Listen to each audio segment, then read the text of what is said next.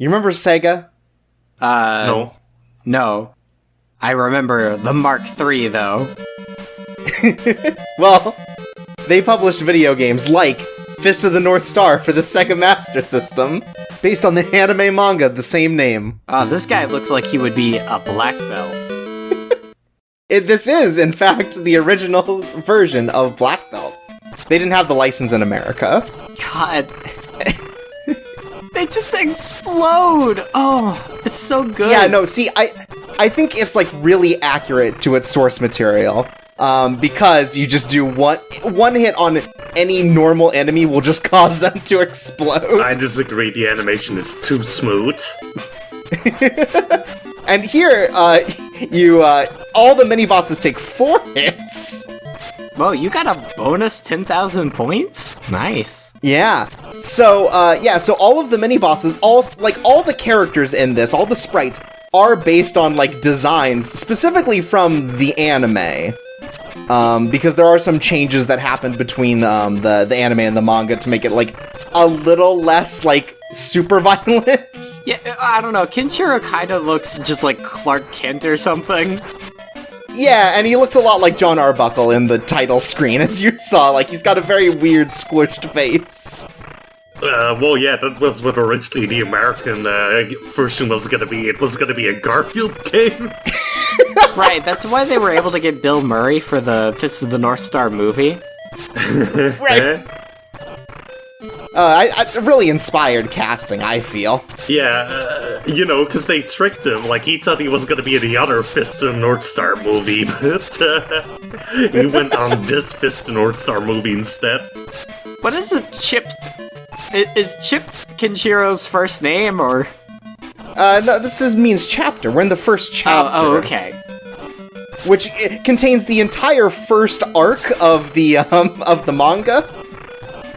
So this is the entirety of Kenshiro's travels to, oh shit, it's not Southern Cross, it's where Shin is, his fellow student of the Hokuto Shinken style.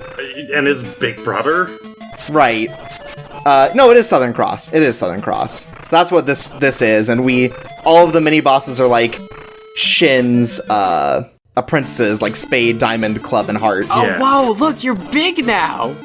Yep. Yeah, and you get big when you fight the bosses, so here's Shin. And you do the moonwalk? Our former ally. As you can see, we've got a grimace on our face permanently, just like classic Kenshiro. Right, that very expressive Kenshiro. So, like, that fat guy we just destroyed, did you guys ever, like, see the anime or watch the manga? Yeah, but can I just say, I love how Shin goes into a T-pose whenever you kick him, even though he's a sprite? It's good. But yeah, I saw him, yeah. So in this game, you have to specifically punch him 4 times in a row before he hits you, and that's how you kill him. Yeah, because that's, like, the thing he did in the manga, where it was like, oh no, Heart's too fat, I can't punch his organs, and then the solution was just punch more. Right, it's punch through the fat. I mean, like... Oh yeah, also, you can't defeat the bosses without punching them, so you can do this. No, they're pretty lenient. You can just do whatever, and it will just lead into that move. Oh, whoa, what is wrong with her? Well... Why does she look like Originals King Quest? Well, because she's a doll. She's not the real Yuria. Oh. She's the fake Yuria. He means, like, she's a doll in an affectionate way. Right? No, so that's our fake fiance. We have to go find the real one. And what better place than maybe Godland? Oh, I love that game. So, now, you may be a little surprised, but Godland is, loosely based on Nazism. Oh, okay. Oh, is this based off that one anime arc where they just, like, fight a bunch of insane, like, Christian super soldiers from America? No, that's a different thing. This is the one where, they're all like, oh, we are God's... Well, maybe. You might be... It's the whole God's chosen people sort of thing. I think that's the same. Like, they guys. used to all be in the military, and then when the nuclear Holocaust happened, they were like, oh, we're free of our oppressors, the government. Yeah, which really makes me, like, question where this series is supposed to take place. Australia. Oh, well, okay. Makes sense. Oh, and the rest of the world is just going on like normal. Oh, yeah, totally. That's the, like, big surprise in Fist of the North Star, too. Anyway, here's the Colonel. In the manga, he uses, like, a wire to, like, chop people's heads off. Apparently that's too violent and probably hard to code, so he's got a whip. He also has a whip in the anime, so I guess that makes sense. I like... I think my favorite thing about this game is the jump kick. Well, actually, my favorite thing about every Fist of the North Star game is that, like, they really, like, push the limits of the systems with the gore. Like, like the recent, like, Fist of the North Star Muso games, where it's just like, I'm gonna, like, mess with these models in Blender, and then they're gonna explode. It's great. And this one is just like everyone explodes into like 8 pieces. Yeah, it's just like, okay, well, we're just gonna break them down into their coarse rights, and then we're gonna throw them across the screen. Right. Anyways, canonically here, Kenshiro gets his ass kicked, and then he comes back all better. Right, but he loses one of the stars from his chest. That's how it works. Right. He loses the gold star he gets for beating up all the bad guys. From his children cohorts. I like that this level actually has, like, level design. It isn't just, like, 3 lanes of parallax scrolling. Yeah, also, if you punch those dogs at the top of those, like, shrines, they'll give you, like, an invincibility power-up once per life that you could... It's based on how much you get kicked and, like, hit. So, like, as long as you don't get hit long enough, it could last, like, the entire level. It's kind of like how in the first level you saw that E fly over. Mm-hmm. If you do a jump kick, specifically when the time is equal to 80, a full health revive will show up in only some levels. Oh no, watch out, it's that fat guy and he's got knives. Oh, do you have to punch this guy 4 times too? Yeah. Well, I mean, not in his stomach. He goes down like any normal enemy. Also, you'll notice you see them, like, move really fast sometimes. That means they're invincible, and it's bullshit. Ah. So, what is, like... why would it be more effective to use a punch or a kick in a certain scenario? As far as I can tell, the kick's hitbox is exactly your foot, and not your leg. So, it depends on, like... It's about zoning, you know? It's about spacing. Okay, it's about the footsies. Yeah, like any good fighting game. So, and the punch comes out, it looks like a bit faster. So yeah, it's all about just sort of like placement and stuff. Anyways, here's the Colonel. Sorry, the previous guy was just like a guy. This is the Colonel. He attacks with boomerangs. Ooh, Colonel's got claws. Yeah, he's also got claws. And like, I've looked up like things from the oh wait. So, in the manga, that move, he pokes his 2 fingers into his forehead, and it makes his skeleton, like, explode out the back of his body. Wow, I need to read this manga. It's amazing. One of, like, the biggest villains in this manga is a guy called Souter, who, like, his big deal is, oh no, I can't use my moves on him because his, like, body is entirely inverted. Yeah, somehow he's been born so that, like, his heart and all of his organs are reversed in his body, and we'll get to that later. That's a thing that can happen. Yeah, but that's, like, the big thing about him. That's why he's so powerful. I had a teacher who was like that. Do you think Kenshiro tried to kill them too? Oh, yeah. Do you think you could have killed your teacher? Should have told Kenshiro that teacher's secrets, and then he wouldn't have to go to school for a week. So anyways, we're heading to Villainy Prison now. This is the arc after Godland where, first of all, we try to help a budding civilization of orphans get water from a well. So you're just walking to the well right now. Yeah. This is just what it's like in the Wasteland. But that level's really short because we then face Devil Rebirth, who you'll notice our sprite didn't get bigger because he's that big. Oh, yeah, I think this is also the guy that's, like, acted on by a guy called Jackal, who, has no kung fu, so he just throws dynamite at everyone. Yeah, we killed Jackal just a minute ago. He was the one using the, the one using the spinning blades. I love Jackal because he's a weird loser bandit who just bullies a bunch of children. You can tell that this is an important fight because Kenshiro's like, I'm gonna bust out my best dance moves. Yeah, well, so, Devil Rebirth not only can shoot fire, but he has a move where if you're close enough, he'll jump, and if he jumps on top of you, you just automatically die. Oh, wow. Even if you use the invincibility cheat, which is in this game, if he jumps on you, you die. It's like just an insta-kill. It's nuts. You gotta really play a zoning game with him. That's why I was jumping back and forth. How long did it take for you to get, like, good enough at this game? More time than I'd like to admit. Also, this level is the one where I have, like, the most trouble, because these enemies have axes in front of their faces, and the axes are not part of their hitbox, so I constantly, like, miss my punches and kicks because I expect them to be farther. They expect them to be closer than they are. I was afraid you were gonna say that, like, the axes are like a hurt box, and, like, if you punch an axe on accident. No.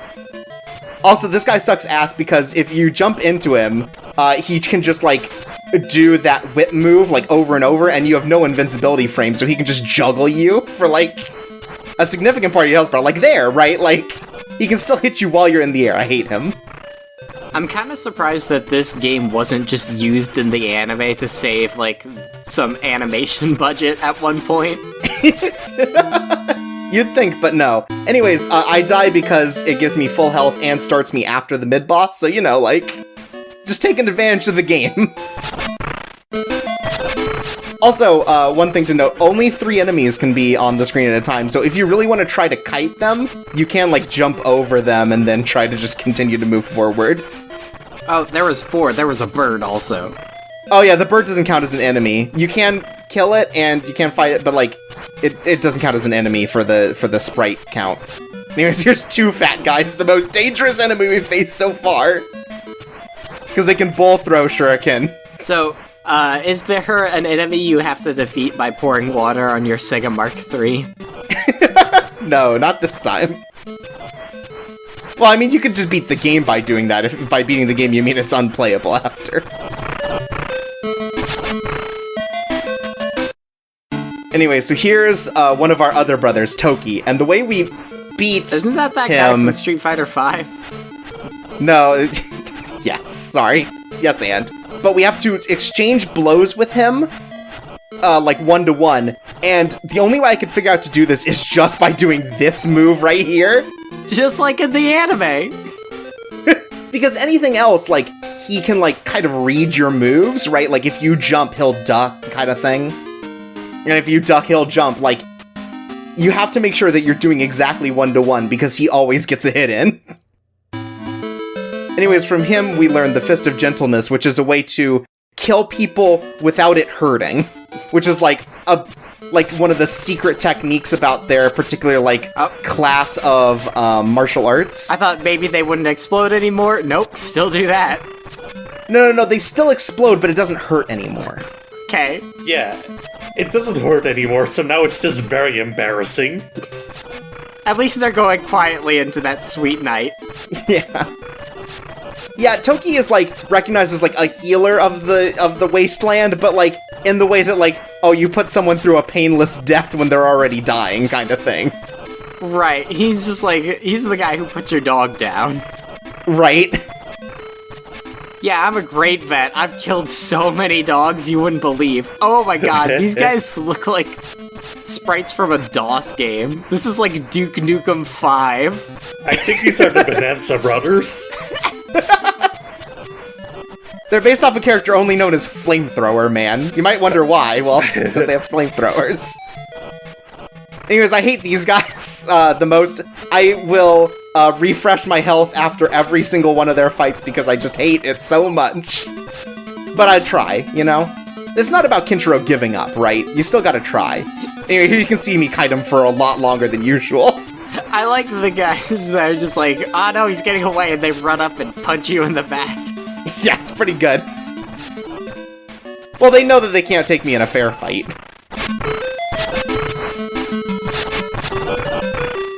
But yeah, so we are already at basically the end of Fist of the North Star 1. We're at the Holy Cross Mausoleum where Souther is in control. By one, what is this, like, the first movie, or...? Fist of the North Star proper, as like a series. There's Fist of the North Star 2, which is like a sequel thing. Okay. It's bad. It's really not good. Yeah, from what I understand, it's not good, even in the way that, like, Fist of the North Star 1 is good. Right. They should have called it Fist of the Southpaw. And it's like, it's all about a left-handed guy in a world where there are no left-handed utensils. It's like, oh my god, he's using the scissors, but he's doing it backwards. He's doing it weird. So wait, do you not have any checkpoints anymore around this part? No, you still have checkpoints. It's just that we have 3 mid-bosses and they're all this flamethrower guy. Oh. Cool. So that's Souther's, like, big army, huh?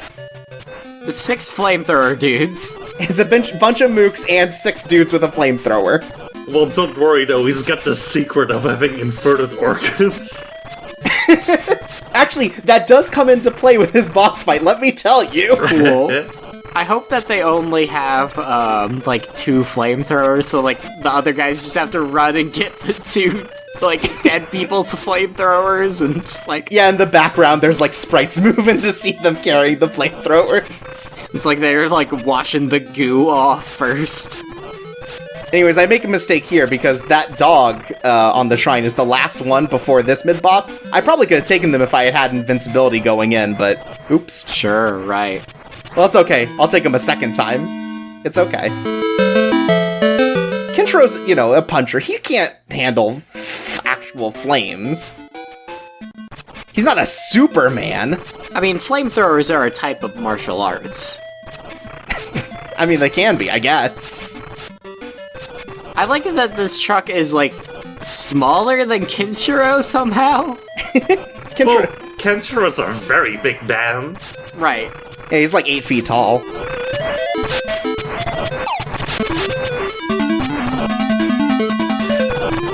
Anyways, we just gotta take care of these 3 guys, and now I get my revenge.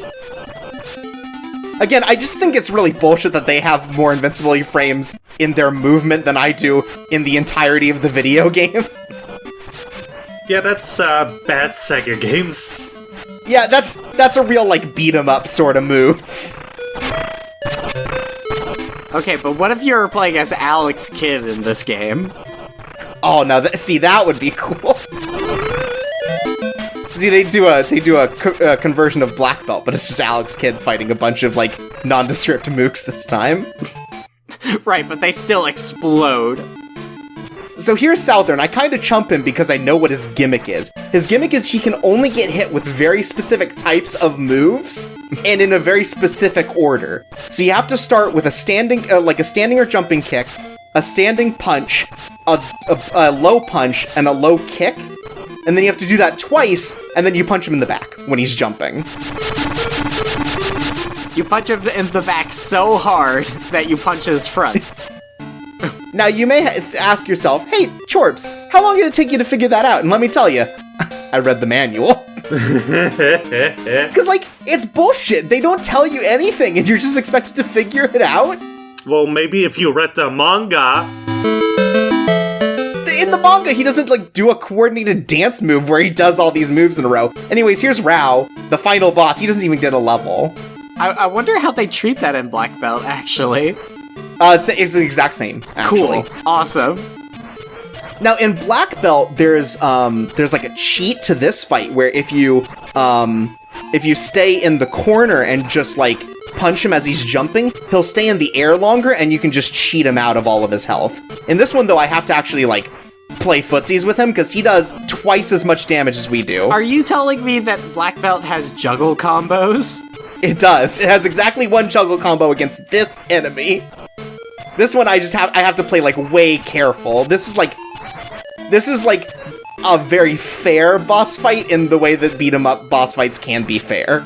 He just does more damage than you, but it's not like he doesn't follow a pattern. And you have to kill him with one punch at the very end.